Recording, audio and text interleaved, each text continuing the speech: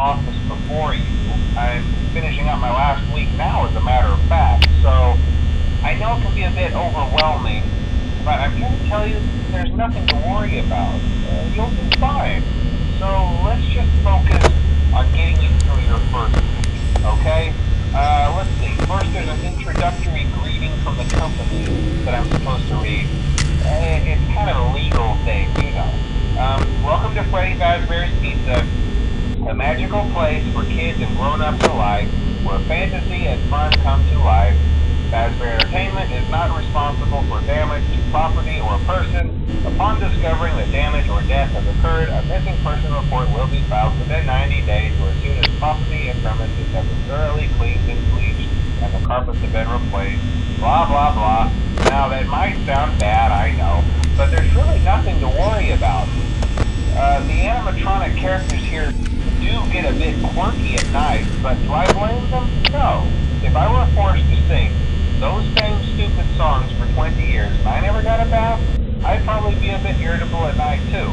So remember, these characters hold a special place in the hearts of children and we need to show them a little respect, right? Okay. So just be aware, the characters do tend to wander a bit. They're left in some kind of free roaming mode at night. Something about their servos locking up if they get turned off too long. They used to be allowed to walk around during the day too, but then there was the bite of 87. Yeah, it's amazing that the human body can live without the frontal lobe, you know? Now concerning your safety, the only real risk to you as a night watchman here, if any, is the fact that these characters, if they happen to see you after hours, probably won't recognize you as a person. They'll most likely see you as a metal endoskeleton without a costume on. Now, since that's against the rules here at Freddy Fazbear's Pizza, they'll probably try to forcefully stuff you inside a Freddy Fazbear suit. Now, that wouldn't be so bad if the suits themselves weren't filled with crossbeams, wires, and animatronic devices, especially around the facial area.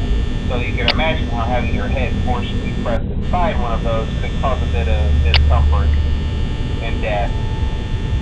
The only part of you that would likely see the light of day again would be your eyeballs and teeth that pop out the front of the mask. Yeah, they don't tell you these things when you sign up. But hey, first station of the breeze. I'll chat with you tomorrow. Check those cameras and remember to close the doors only if absolutely necessary. Gotta conserve power. Alright, good night.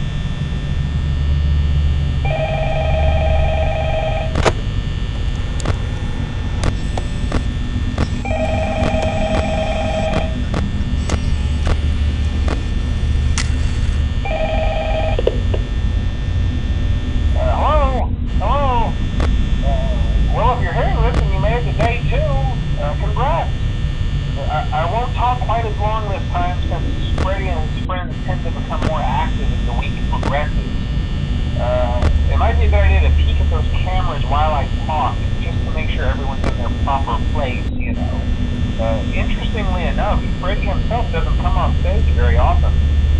I've heard he becomes a lot more active in the dark, though. So, hey, I guess that's one more reason not to run out of power, right? I also want to emphasize the importance of using your door lights.